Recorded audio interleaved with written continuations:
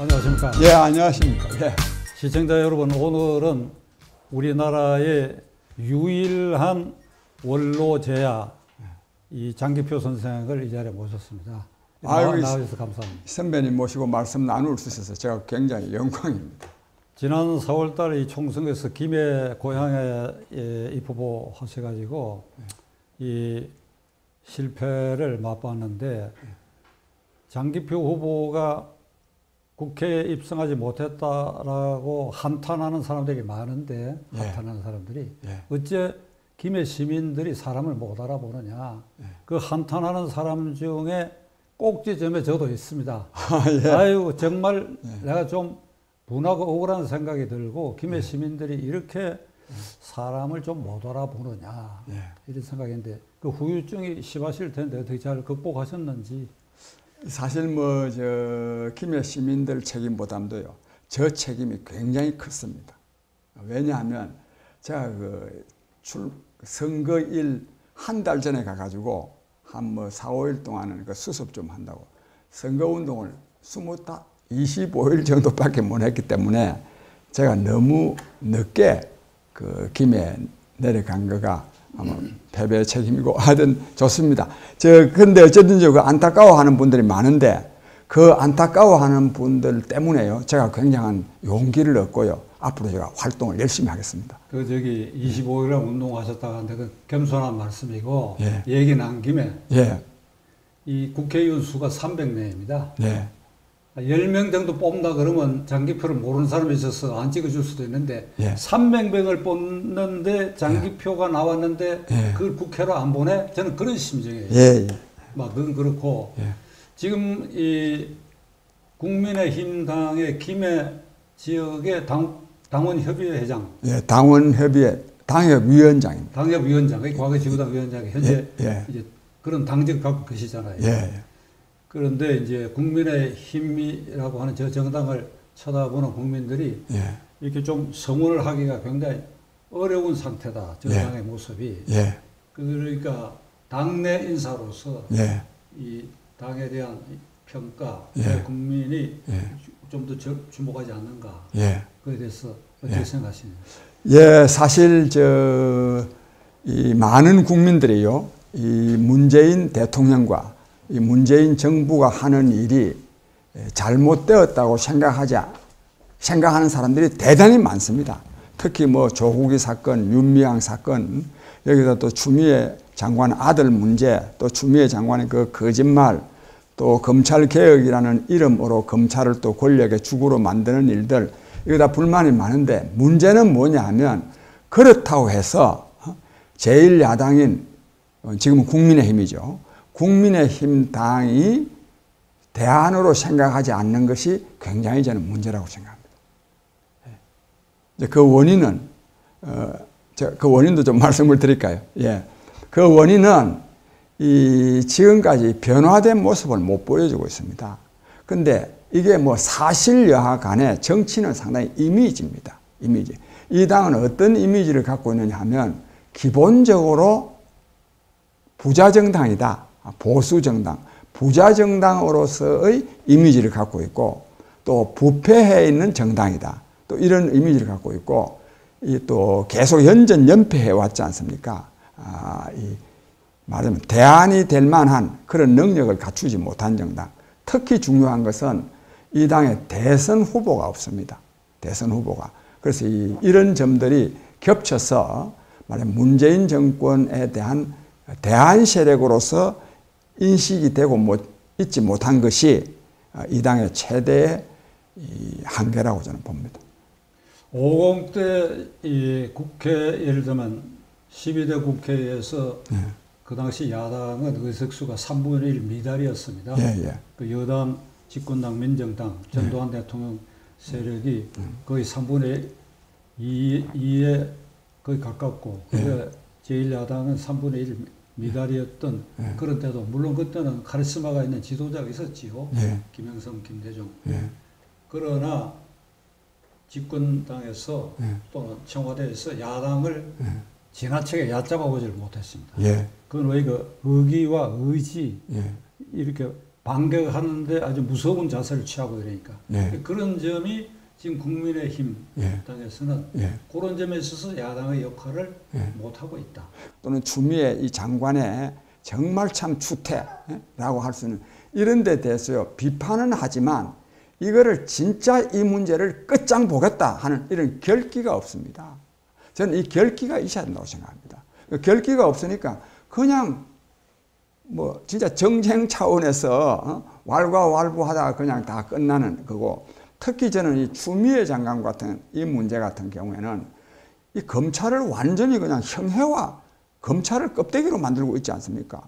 또 아들 이 군무 이탈, 탈영 문제도 그 확인된 거나 마찬가지입니다. 당직 병사가요, 그 당사자 그 추미애 씨 아들한테 전화 그러는데 기대해야 될 시간에 전화하니까 어디냐, 집이라 그랬거든요. 그 자체로서 이미 벌써 군무 이탈은 확인된 겁니다. 또 여기다가 보좌관을 통해서 또 전화한 거 아니습니까? 그거 다 청탁한 거거든요. 이렇게 사실관계가 드러났는데도 그걸 부인하는 정도를 넘어서 자기 남편한테 문제에 대해서 남편한테 물어볼 처지가 이래서 안 물어봤다. 보좌관한테는 확인할 필요를 느끼지 않는다. 이거를요, 국회에서 이렇게 말하는 것은 이거는 위정의 문제를 넘어서 국민을 모독하는 겁니다.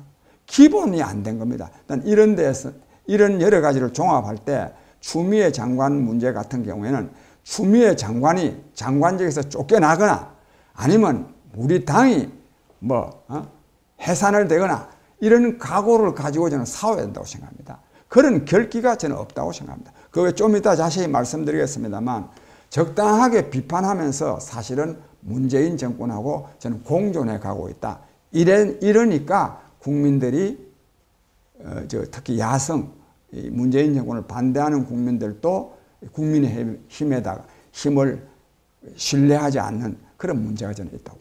아침마다 그 김종인 위원장하고 주호영 원내대표가 회의에 참석해가지고 현안에 대해서 한마디씩 다 해요. 예. 추미애 장관 아들 문제도 얘기하고 하는데 이거는 유튜브 채널의 농객들 수준의 얘기를 하고 있는 겁니다. 예. 그러니까 제도권의 의석을 그래도 3분의 1 의석을 가진 정당 같으면 지금 말씀하신 국민의 비판과 분노를 조직화해가 결기를 보여야 되거든. 예. 그 못 보이는 이유가 어디 있다고 생각하세요? 그 못 보이는 이유가요.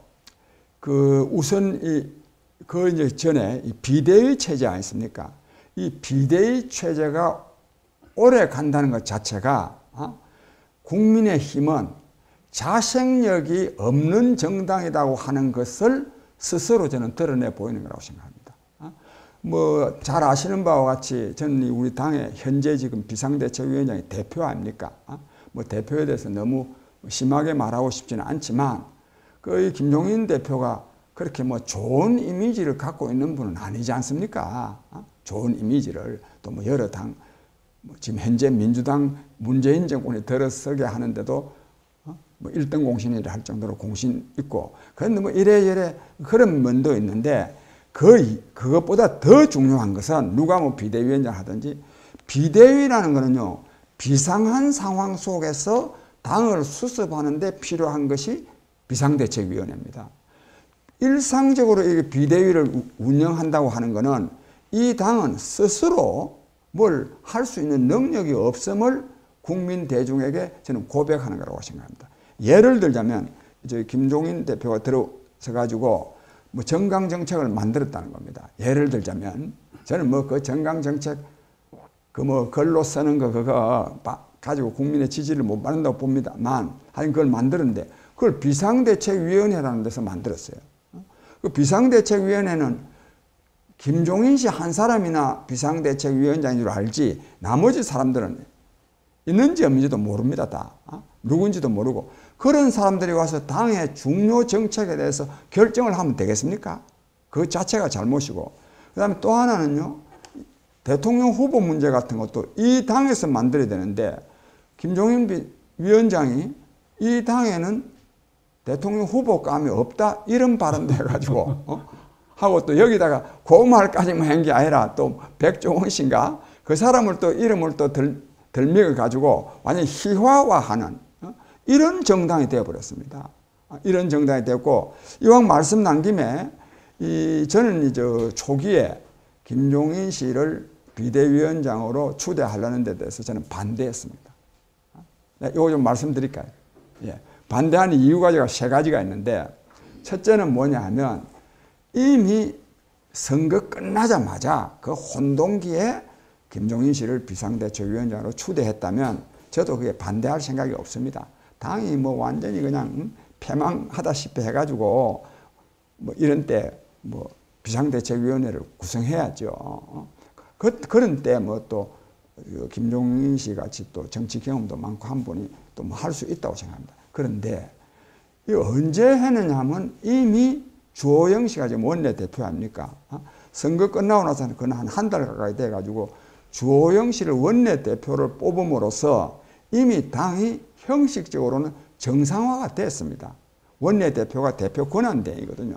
그럼 그 정상화가 됐으면 이 당 안에서 전당대회도 열고 대표도 뽑고 이렇게 해야 되는데, 이래야 되는데 김종인 씨를 추대한다 그래서 제가 첫째는 반대한 이유는, 당이 정상화가 됐는데 또 외부 인사를 영입한다고 하는 것은 이 당이 자생력이 없음을 내외에 드러내는 거 아니냐, 그게 반대고, 두 번째로는 선거 끝나자마자 김종인 씨가 대표를 맡았더라면 김종인 씨가 갖고 있는 여러 가지 부정적 이미지 아니십니까? 그게 별로 안 드러났을 텐데, 그 한 달 가까이 사후에 뭐 온갖 사람들이 뭐 김종인 씨는 이런 사람이다 이런 사람들 해가지고 험결이 많이 드러났습니다. 많이. 그런 상태에서 뭔가 좀 새로운 결의로 좀 정당하겠다고 하다면 대표를 그런 사람으로 영입하는 것도, 이것도 정말 정신 나가는 일이다. 그 다음에 또 세 번째로는 비상대책위원회라는 거는 한 두서너 달 동안에 비상한 시기에 하는 거지, 김종인 씨는요 비상대책위원회를 3개월짜리를 하면 난 안 한다. 한 1년 정도 해야 된다. 다음에 대선 후보 결정될 때까지 해야 된다. 이렇게 말했습니다. 그게 어떻게 비상대책위원회입니까?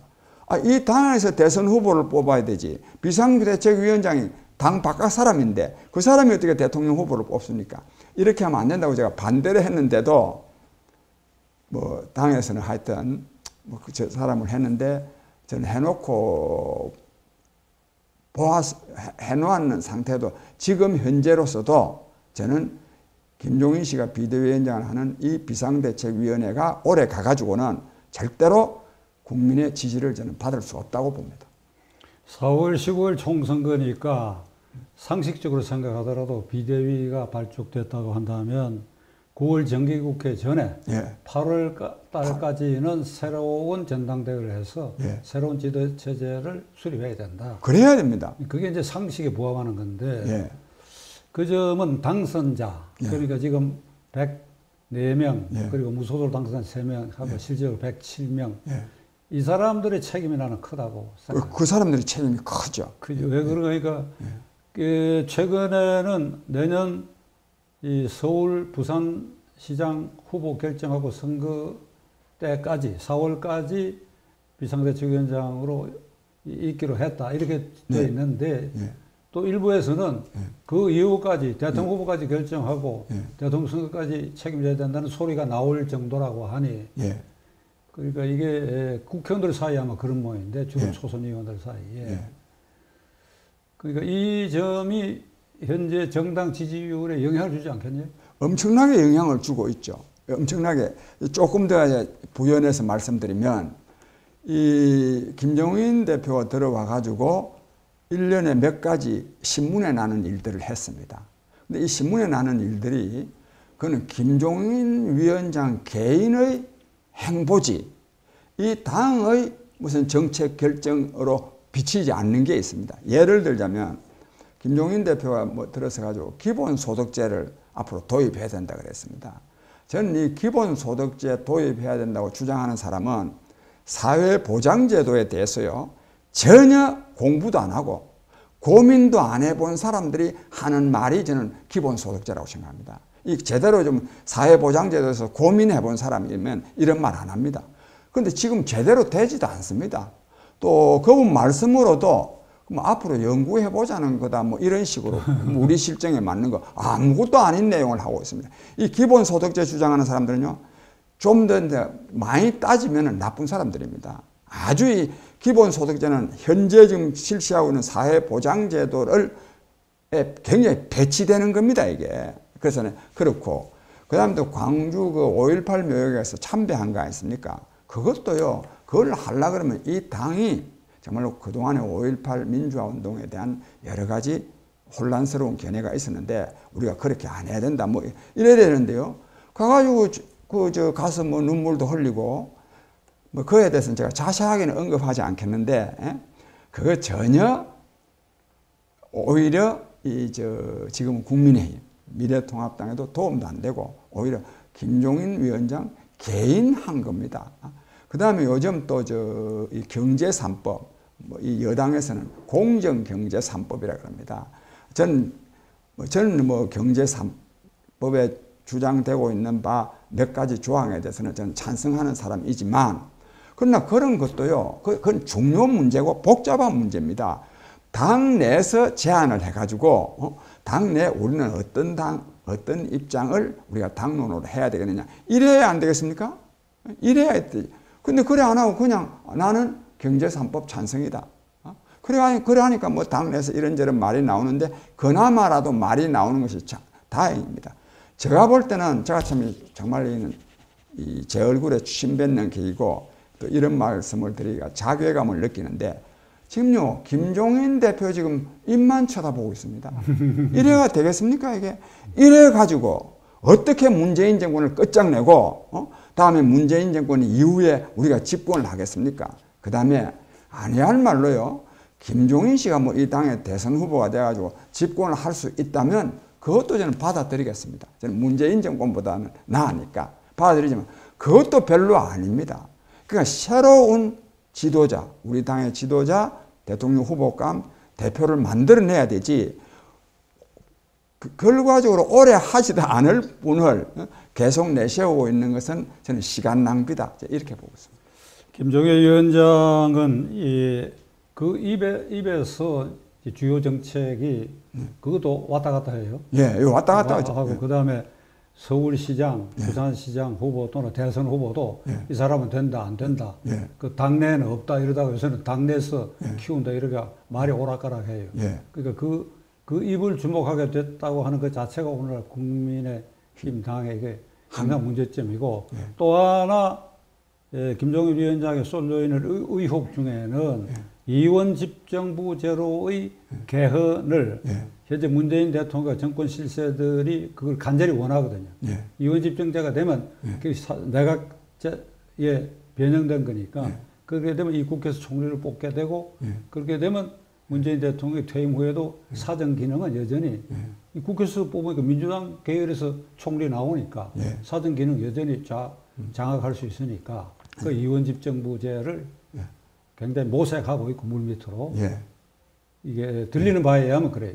그 김종인 위원장은 이원 집정제가 대통령 권한을 분산한다는 명분으로 동의해주고, 그게 이를테면 실권이 없는 청와대 주인공이 되는 대통령을 노리는 거 아니냐. 이런 오해까지 지금 있어요. 그에 대해서 제 생각을 좀 말씀드리면, 이원 집정부제가요, 어떤 정략적인 고려가 없이 정말로 이 권력이 너무 대통령에게 집중되어 있는 거, 이건 좀 개선해야 된다. 그러면 뭐 이원 집정부를 하든지 내각 책임제를 하든지 뭐 이렇게 해야 된다면 그건 누구나 긍정적으로 검토해 볼 수 있습니다. 그런데 이것이요, 현재의 문재인 대통령과 이 집권 세력의 안보를 위해서, 자기네들 안위를 위해서 이렇게 해나간다면 이거 안 되는 거 아니겠습니까? 그와 관련해서 조금 더 제 생각을 좀 보태서 말씀드리면, 이번 11월 6일이 김경수 경남도지사 드루킹 사건 재판입니다. 판결이지, 판결.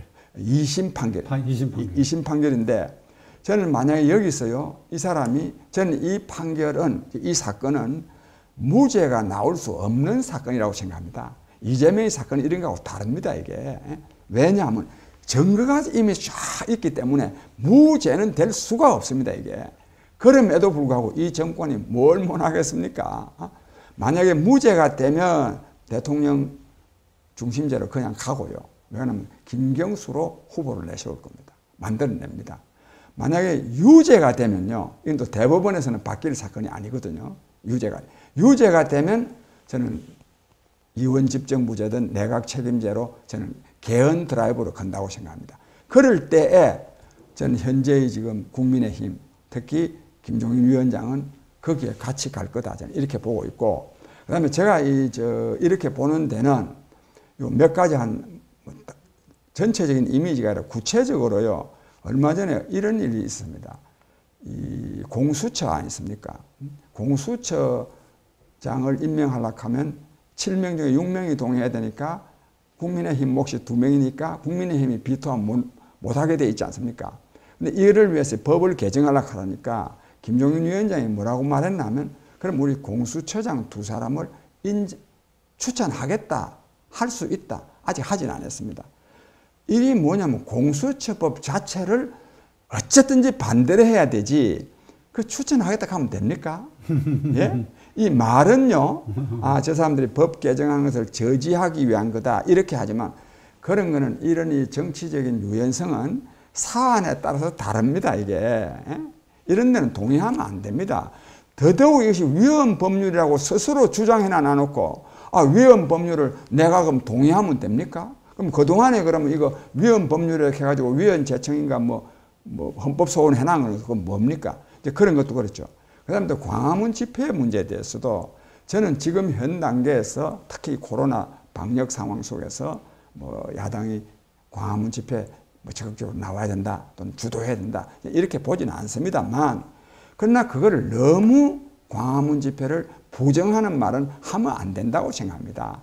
이런 데 대해서 왜 문재인 정권이요 법을 무시하고 완전히 그냥 진짜 독재하고 있는 거 아닙니까? 이는 전형적인 전체주의 독재입니다. 정치학에서 말하는 전체적인 독재의 개념에 딱 맞는 전체주의 독재를 합니다. 전체주의 독재를 하는 데는요 대중투쟁을 통해서라야만이 이걸 독재를 꺾을 수가 있습니다. 그런 점에서 이 광화문 집회는 나는 근본적으로 반대다. 아주 광화문 집회를 대중투쟁을 나는 이런 데 대해서도 즉 이 문재인 정권을 끝장내고자 하는 단호한 결기가 저는 상당히 부족하다 이렇게 보고 있습니다. 이게 불만입니다. 저는.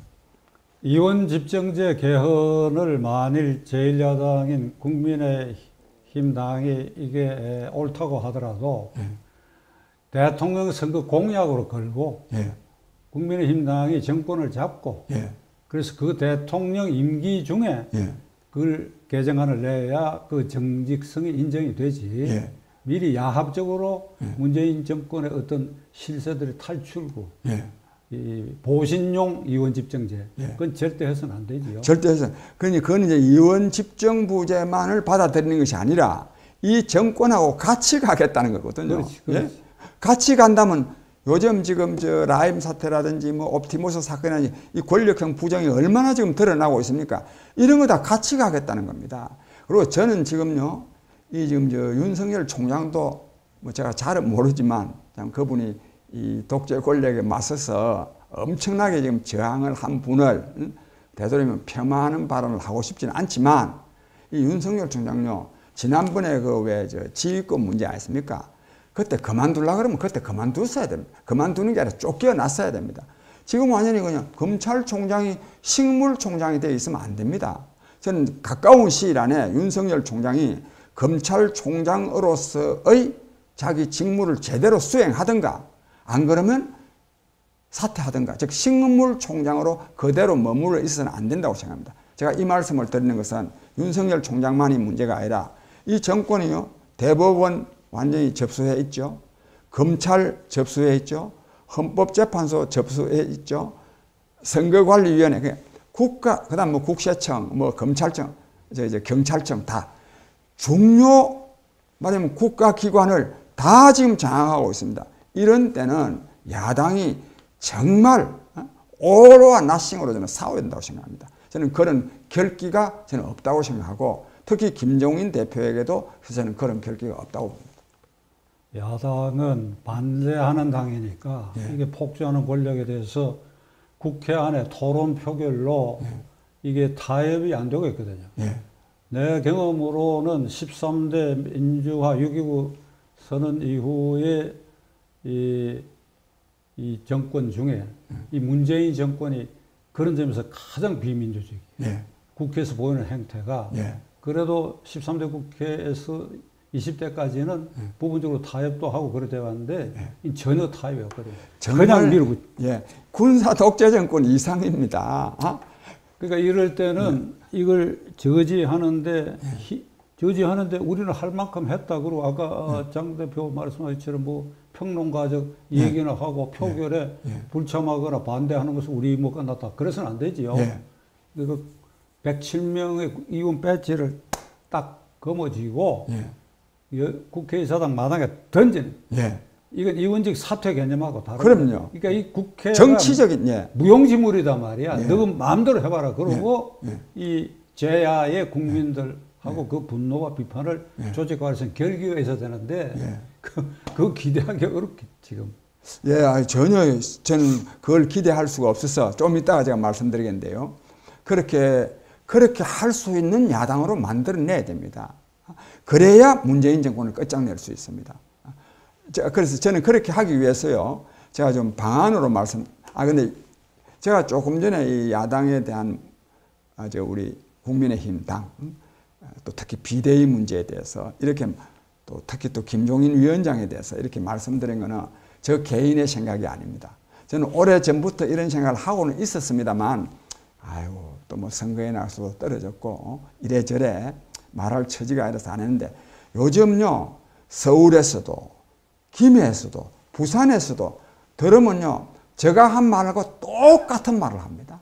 똑같은 말을. 그래서 이거야말로 진짜 민심이기 때문에 저도 개인적으로는, 저도 김종인 대표하고 잘 알거든요. 여러 가지 개인적으로는 말하기 어려운 사정들도 있지만, 이거는 제가 해야 된다. 이래 싶어서 말씀드린 거고. 근데 이 상황을 극복해야 됩니다. 극복하기 위해서는 저는 조기에 전당대회를 열어야 된다고 생각합니다. 조기에 전당대회를 열어서 이 안에서 치열하게 경쟁해야 됩니다. 경쟁하는 과정 속에서 비전을 제시하고 국민들에게 비전을 제시하고 특히 흥행이 되도록 해야 됩니다. 즉 국민적 관심을 끌어들일 수 있도록 해야 됩니다. 그러기 위해서는 전국의 중요 도시 아니십니까? 시도청 소재지 중요 도시를 돌면서 또 지역 현안에 대해서도 좀 말도 하고 이래가지고 흥행을 해서 적어도 늦어도 1월 중순 이전에는요, 이 당 대표를, 비대위를 청산하고 새로 대표를 뽑아야 된다고 생각합니다. 그래가지고 그 다음에 지금 서울시장 선거와 부산시장 선거는 정말 저 집권 여당의 기책 사유로 지금 하고 있는 거 아닙니까? 이거는 진짜 우리가 야당이 이걸 반드시 차지해야 안 되겠습니까? 그럼 후보가 나와야 됩니다. 이거는. 그런데 이 후보가 제대로 안 나오고요. 제가 볼 때는 김종인 대표 낙점 거기 밑보이면은 곤란하지 않을까 이런 생각 가지고 비위 거슬리지 않으려고 하는 것은 혹 아닌지 모를 정도로 이렇게 가만히 있는데 이래서는 안 된다고 생각합니다. 저는 서울시장 나갈 사람 많이 나오고 부산시장 나갈 사람 나와서 치열한 경쟁을 통해서 국민적 관심을 모아내고 지지를 받아낼 수 있도록 해야 된다. 그렇게 하려고 그러면 전당대회를 저는 조기에 소집해야 된다고 생각합니다. 이 방송에서 이 얘기하기가 좀 민망한데 이 얘기가 나서니까 김종인 위원장은 내년 4월까지 절대로 안 물러날 것 같아. 특단의 사정이 있지 않은 한. 그것도요, 이 당이요, 막연하게요, 내년 4월 보궐선거까지 한다 이래 되어 있습니다. 언제 전당대회 한다는 게 없습니다. 없으니까 4월 보궐선거 직전에는 그 뭐 논의하기가 어렵지 않습니까? 왜? 서울시장 선거, 부산시장 선거는 대단히 중요한 선거거든요. 그러니까 이게 언제까지 한다는 그것도 없습니다. 공당이, 제1야당이 자기의 정치 일정에 대해서 자기 제대로 갖고 있지 못한 정당, 그런 정당을 누가 국민이 지지해 줍니까? 지 문제도, 지 앞가림도 못하는 정당인데 저는 이런 점에서도 정치 일정을, 국민의힘 당내 정치 일정을 확고해야 된다고 생각합니다. 그러기 위해서도 저는 전당대회를 열어야 된다고 생각합니다. 전당대회 열어야 되는데 조기 전당대회가 못 여는 걸림돌이 김종인 위원장 자신이거든요. 그러니까 버틸 거예요. 그리고 이게 아주 고약하게 돼 가는데 이걸 하려고 그러면 107명 국회의원들이 모여가지고 의원총회를 몇 날 며칠이고 해서 거기서 결의를 해야 돼요. 전당대 우리 빨리 해야 되겠다. 비상대책위원장 그동안에 수고하셨으니까 이제 전당대 해야 되겠다 이래야 되는데 그걸 주도할 사람이 없어. 주도할 사람이 없어. 홍준표 의원 같은 이는 이제 무소속인데 그 입당도 왜 안 시키지 내가 이해를 할 수가 없어요. 그러니까 국민의힘당이 바라다 볼 때에 이게 한심하고 기가 차고 그렇게 느끼는 사람들이 점점 늘어갑니다. 그러니까 지금 지지율이라는 게 정체 상태인데 이것도 굉장히 정체 상태도 국민이 많이 봐준 거예요. 정부 여당 지지율이 높을 이유가 하나도 없지요. 하나도 없는데 이 상대적으로 국민의힘당은 그 정체 상태니까 이게 다 빨아 들어와야 되는데 그러니까 그렇다고 국민 속에 국민의힘당은 조기 전당대회 하라 하는 캠페인을 할 수도 없고. 저는 그 캠페인을 좀 할 생각입니다. 뭐 어떻게 하냐면 국민 속에 하는 게 아니고 당원 속에 해야죠. 당원 속에 해야죠. 이 규정이 어떻게 됐냐면 전당대회를 열라 그러면 뭐 전국위원회 뭐 상임위원회인가요? 거기서 결의를 하면 전당대회 의장이 소집하고 다른 하나는 당원 3분의 1 이상이 서명받아서 요구하면 하거든요. 저는 그래서 현재 지금 이 국회의원들이나 또는 전국위원회를 통해서 전당대회 소집은 저는 어렵다고 봅니다. 그래서 당원들의 서명을 받는 걸 통해서 여론을 저는 환기할 필요가 있다고 생각합니다. 그 당원들은 책임당원을 말하나요? 책임당원을 말합니다. 책임당원. 책임당원을 통하는데 여론을 조성할 필요가 있다고 생각합니다. 저는 역시 형식적으로는 당내 여론이지만 결국 국민 여론이죠. 그러니까 이제 문재인 정권을 반대하는 야당이 잘 되기를 바라는 국민들의 여론을 모아서 전당대회를 소집하지 않을 수 없도록 할 필요가 있다 저는 봅니다. 지금까지 이제 국민의힘당을 우려하는 국민 여론을 장 대표께서 잘 풀어서 전해 주셨습니다. 아마 이걸 들으시면 국민들도 상당히 분기탱천하고 어떤 해법을 찾는데 도움이 되지 않나 생각합니다. 이제 끝으로 문재인 대통령이 해수부 직원 이 씨의 이게 실종 이후 이 북한에 의해서 사살 시체 소각 그 시간이 확인 그러니까 북측 지역으로 표류 확인 사살 시신 확신 요 시간이 47시간이에요. 그동안에 대통령이 없어요. 아무런 지시도 안 하고 심지어 NSC 보고도 안 받고 그 어이없게는 그 기간 중에 유엔 총회 연설 물론 녹화된 거 좀 보내가지고 평화 선언 이제 종전 선언하자 그러고 뭐 생명 존중이 어떻다 이런 이제 헛다리짓는 소리를 했는데 박근혜 대통령의 2014년 4월 16일에 오전 9시부터 오후 3시까지 이른바 잃어버린 7시간 이걸 가지고 이 사람 정권 잡은 거거든요. 극단적으로 말하면 그걸 빌미로 해가 탄핵까지 나갔단 말이에요. 이걸 어떻게 해야 되겠어요? 이 대통령의 책임을 어떻게 물어야 돼요? 이거 정말로요. 그런데 이 대통령이 우선 NSC 첫날 회의에 23일이죠. 22일 날 밤입니다. 22일 날 밤에 참석도 안 한 거 아닙니까? 이걸 물론 관계자들이 대통령 참석을 대통령한테 요청을 안 해서 그럴 수도 있지만 요청을 안 해도 문제가 있고요. 그 다음에 또 다음날 아침 8시 반에 보고했다는 거 아닙니까? 또 그 사이에 기간이 얼마나 많습니까? 그 사이에 또 일어날 일 다 일어났었습니다, 이미. 근데 이거를 모면하기 위해서요, 이 정권이. 제가 이 구체적인 사실은 이미 보도가 많이 됐기 때문에, 즉, 대통령의 이러한 이 직무 태만을, 즉, 내 국민이 처참하게 사살돼 가지고 소각되는 이런 사태가 일어났는데도 불구하고 대통령이 짧게 말해도 그날 오후 3시 반부터 해가지고 다음날 아침 8시까지 그냥 가만히 있었거든요. 한 17시간 정도 되고. 이런데 이 책임을 모면하기 위해서요, 이 사람은 월북했다고 지금 주장하고 있습니다. 월북한 증거가 아무것도 없습니다. 월북이라는 것은 월북이를 했다 할 때는 확실한 증거가 있을 때 월북했다 해야 됩니다. 애매한 그런 무슨 추정해 볼 만한 일이 있는 때는 내 나라 국민을 보고 특히 북한에 자기가 스스로 갖다 해가 말 되겠습니까? 그 다음에 이 정권이요 월북의 증거로 처음에 내놓은 이유가 3가지가 있어요. 그거로 전혀 그건 월북의 거리가 아닙니다. 그게 첫째는 뭐냐면 서리바를 벗어놓고 갔더라. 서리바 벗어놓고 간 거하고 무슨 상관이 있으며 또 구명조끼를 입고 갔더라.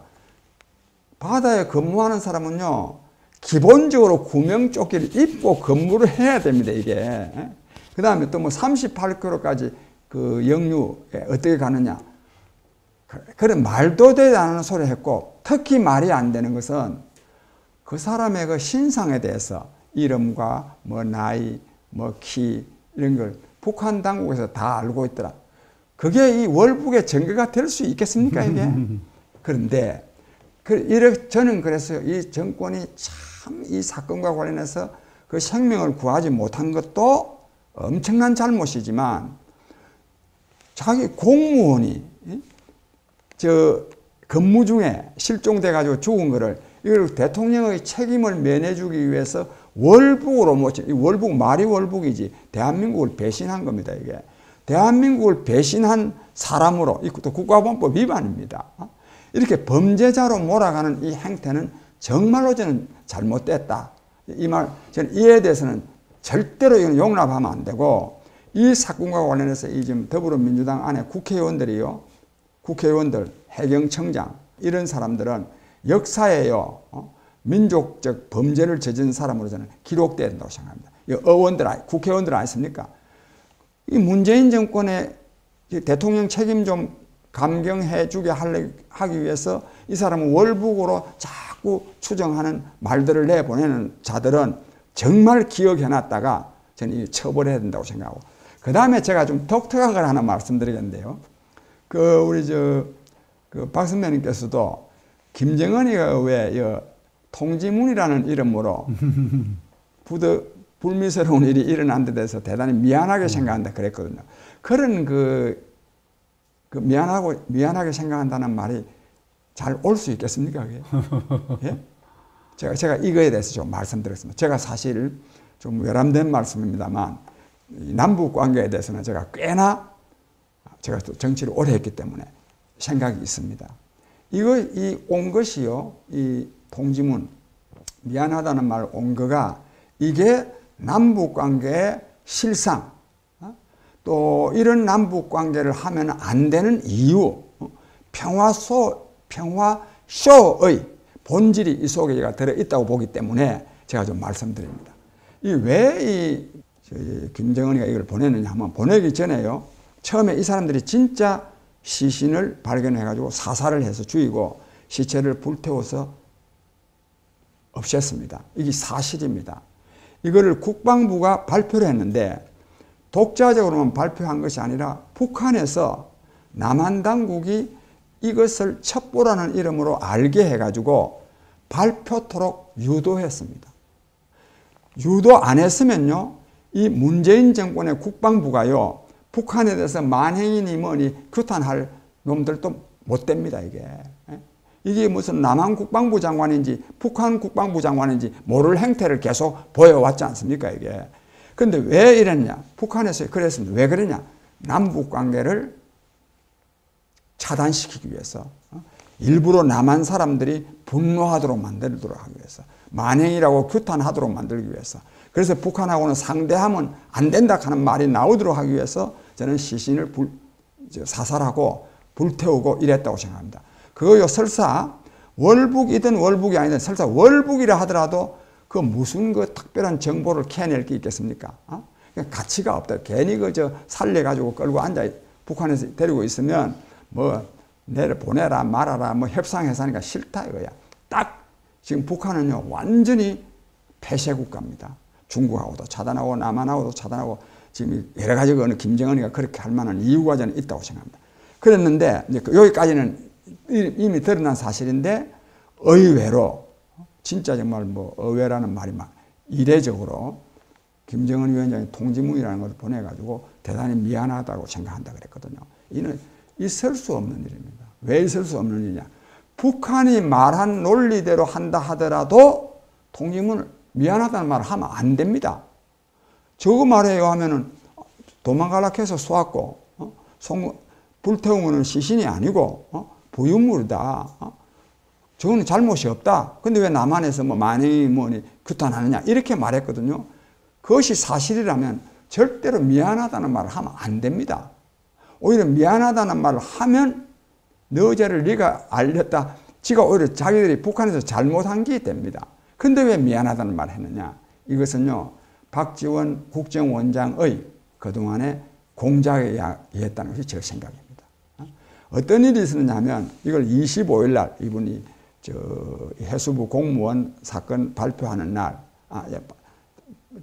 공무원과 관련해서 통지문을 그 청와대 누가 안보실장이 발표를 하면서 연이에 뭘 발표를 했느냐면 이분의 통지문만 온 게 아니라 그 전에 9월 8일 날 문재인 대통령이 친서 보낸 것도 있고 또 그의 답신으로 12일 날 친서가 온 것도 있다. 그거 아시죠? 발표했지. 발표했습니다. 물타기지, 물타기. 예, 물타기인데요.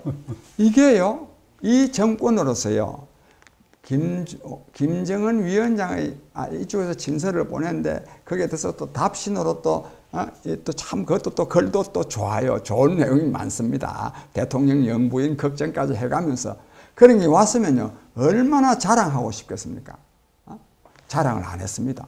그 25일 날 이 통지문이 없었으면 친서 왔다 갔다 한 거 안 밝혀졌어요. 기가 막힌 일입니다.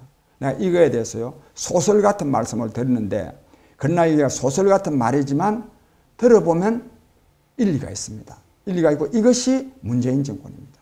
어떻게 됐냐면 지난번에 태풍, 폭우 피해가 있을 때 전 이 박지원 씨를 본래 국정원장으로 임명한 것 자체가 대북 돈 창구로 삼으려고 한 겁니다. 아시는 바와 같이 박지원 씨가 김대중 정부 남북 정상회담을 위해서 돈 4억 준 거 그 교섭 창구를 박지원 씨가 했거든요. 즉 그 경험도 있고 하니까 박지원 씨를 내세워서 돈을 주고 남북 관계를 어떻게 좀 뚫어보려고 했습니다. 그래서 했는데 그래서 이제 마침 폭우 피해, 태풍 피해가 있으니까 제가 생각할 때 액수를 말하는 건 저도 모르지만 최소 5천만 달러 내지 1억 달러 정도를 수해 어연금 이름으로 문재인 대통령이 참 북한에서 수해를 입었으니 준다고 하고 주었어요. 받았습니다. 북한에서 받았어요. 그 돈은 받았습니다. 받아가지고 박지원 씨가 이제 앞으로도 말이지 더 내가 지원할 수 있도록 하려고 그러면 그 김 위원장의 답신이 좀 있어야 안 되겠나. 그래가지고 문재인 대통령한테 12일 날 나흘 후에 답신을 보냈어요. 그 답신 내용이 보면 답신 전문을 읽었습니다. 서훈 실장이. 그 뒤에 보면 맨 끝에 보면 영부인께서도 뭐 건강하시기를 바란다. 뭐 문재인 대통령의 그 건강 걱정하는 각별한 내용들이 많이 들어 있습니다.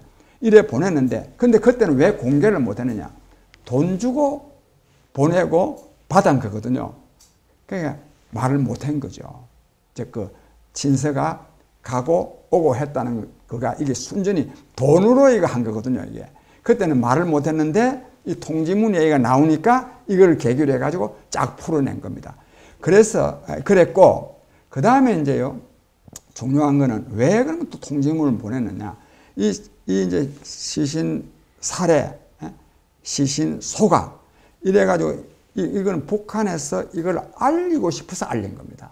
저는 남한 군 당국의 첩보에서만 알았다고 보지는 않습니다.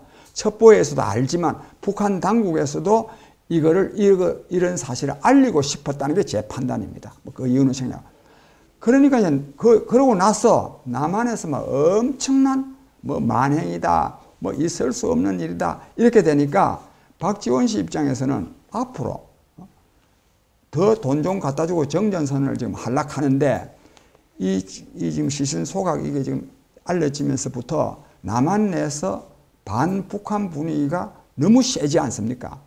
이래가지고 앞으로 이거 돈 더 갖다 주고 뭐 하기가 어려워지겠거든요. 그전에 그래서 박지원 씨가 긴급하게 저는 전화를 그래가지고 이런 상황에서는 종전선언이고 뭐가 안 된다. 내가 돈도 더 못 갖다 준다. 그러니 미안하다는 말 한마디 좀 써보내라.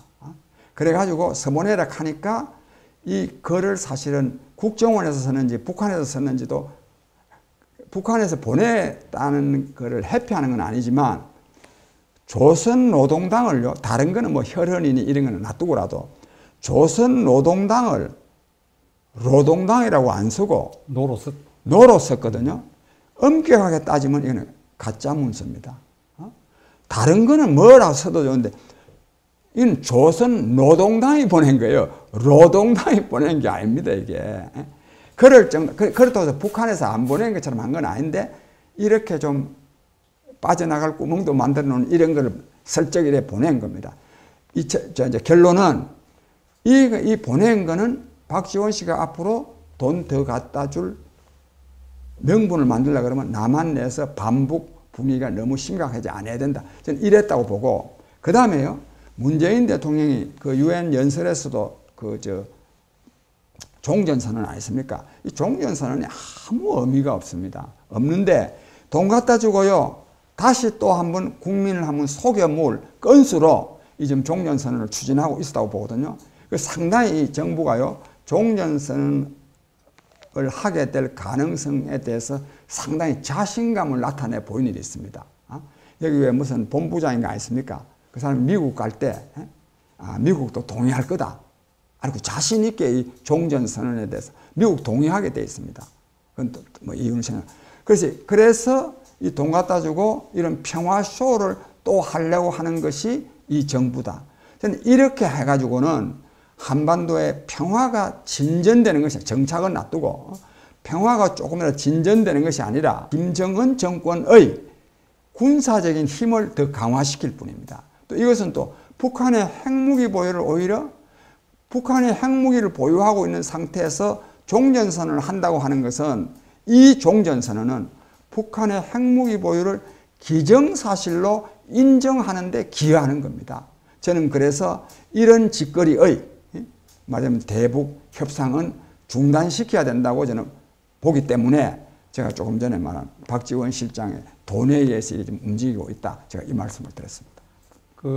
지금 대북 관계 이 시청자들이 주의 깊게 들었으라고 생각합니다. 예. 그게 만일 대북 송금이 사실로 인정된다면 유엔 제재 또 미국의 국가적 제재에 현저하게 저촉되는 일이 될 것입니다. 예.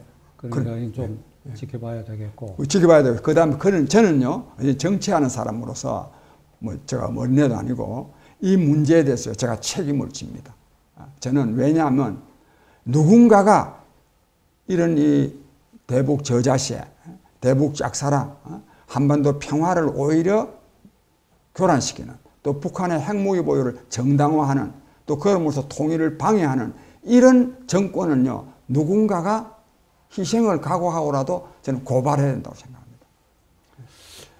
시청자 여러분들, 이 장시간 장기표 선생의 소신에 찬 현안에 대한 의견을 들었습니다. 오늘 시간 내주셔서 대단히 감사합니다. 예, 감사합니다. 감사합니다. 예.